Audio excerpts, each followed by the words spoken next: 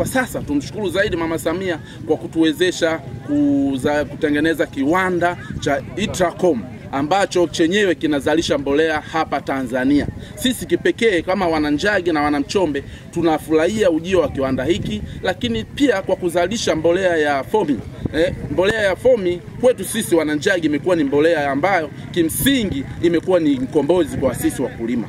Mwanzo wakati tunalima, mimi kama diwani naye ni mkulima, nilikuwa nalima lakini sijawahi kupata kipato ambacho kimeweza kunitoa katika hali fulani kwenda hali fulani. Lakini malalamiko baada ya kumpelekea Mheshimiwa Rais, Mheshimiwa Rais akaona sio vema atengeneze kiwanda ambacho wasimamizi wake ni hawa Intrafom ambao wanatengeneza mbolea ya fomi ambayo kimsingi tumeona jinsi mpunga ambao mwaka huu tumetoka kulima mwezi wa kwanza, na mwaka huu kwetu ulikuwa ni jua kali sana, ardhi ilikuwa maji hakuna, lakini kwa kutumia mbolea hii tumeweza kuona mapato na kipato kwa kupitia mbolea. Sasa tunajiuliza, kama jua lilikuwa ni kali kiasi hicho na tumepata changamoto kubwa ya ardhi na ukame na hali imekuwa ni nzuri kiasi hichi, je, kwa sasa huo mpunga tunaopanda itakuwaje? Kwa hiyo tunasema kwa sasa Mama Samia, sisi tunakushukuru kwa sababu mbolea hii kwetu imekuwa ni mkombozi,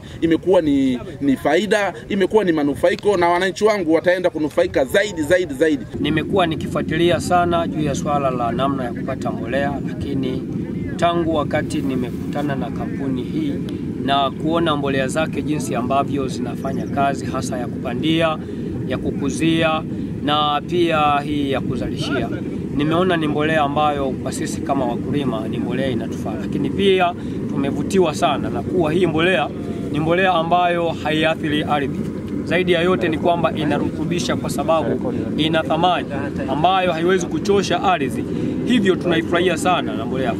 Na kutokana na hali ya mwaka huu ya jua kali, kulikuwa na ukame mkubwa sana, lakini kuonekana kulingana na hali ilivyo zao iko vizuri sana. Lakini tukagundua kuwa kumbe kilichotusaidia ni pamoja na hizi mbolea nzuri tulizozitumia za fomi. Hivyo tunaipongeza serikali yetu ya Jamhuri ya Muungano wa Tanzania inayoongozwa na Mheshimiwa Rais Samia Suluhu kwa kuruhusu kampuni hii ya Itracom kuwepo ndani ya nchi yetu na kuzalisha mbolea. Lakini tutoe tu ombi kwa kampuni ya Itracom kwamba wazalishe mbolea hizi kwa wingi, lakini pia sisi kama wakulima watusaidie mbolea hizi kupata kwa wakati ambao tunaweza tukapata ili tuweze kuzitumia kwa matokeo zaidi. Kwa wakulima wenzangu ambao wamepata fursa leo ya kuona na wengine ambao hawajaona, kama watapata maelezo yangu, basi tutumie zaidi mbolea hii kwa sababu mbolea hii inakwenda kuwa mkombozi kwa sisi wenyewe.